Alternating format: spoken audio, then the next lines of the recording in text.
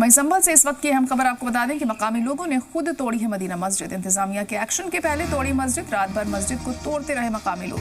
मौके से मकामी लोगों ने मलबा भी हटा दिया। ग्राम सभा की जमीन पर मस्जिद को बनाए जाने का इल्जाम है।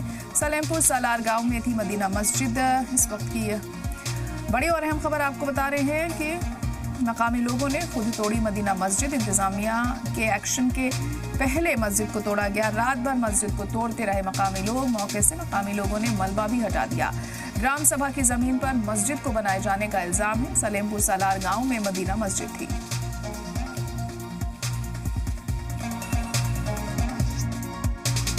संभल के मदीना मस्जिद को गांव वालों ने खुद ध्वस्त किया। उसके बाद यहां पर प्रशासन का बुलडोजर पहुंचा है। जो मलबा यहां पर बच गया था, उस मलबे को हटाने के काम प्रशासनिक बुलडोजर के द्वारा यहां पर किया जा रहा है। 439 वर्ग मीटर में ये जो सरकारी जमीन थी जिस पर अवैध रूप से कब्जा किया गया था, दरअसल ये जमीन उन गरीब परिवारों के आवास के लिए था, लेकिन गांव वालों ने यहां पर लगभग 30 साल पहले यहां पर अवैध रूप से सरकारी मस्जिद बना ली थी और मस्जिद के बाद यहां पर प्रशासन ने हटाने के आदेश दिए थे। गांव वालों ने खुद यहां पर रात में ही बुलडोजर लाया और उसके बाद बुलडोजर के जरिए मस्जिद को ध्वस्त कर जमींदोज किया गया। लेकिन अभी प्रशासन की टीम यहां पर पहुंची है और यहां पर प्रशासन का बुलडोजर यहां से जो बचे हुए मलबे को वो यहां पर हटा रहा।